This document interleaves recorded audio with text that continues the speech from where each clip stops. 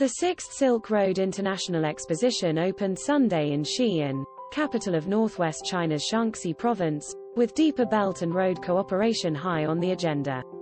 With a theme of strengthening interconnectivity and integration for common progress, shared benefits and win-win results, the expo has attracted participants from over 70 countries and regions.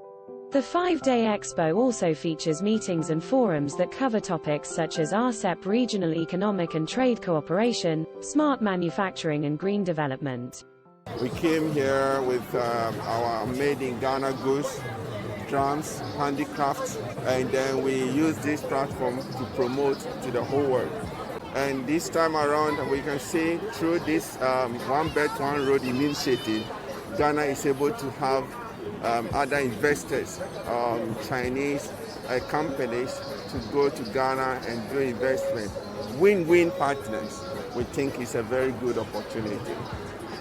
The Belt and Road Initiative, proposed by China in 2013, aims to build trade and infrastructure networks connecting Asia with Europe and beyond along the ancient Silk Road trade routes for common development and prosperity.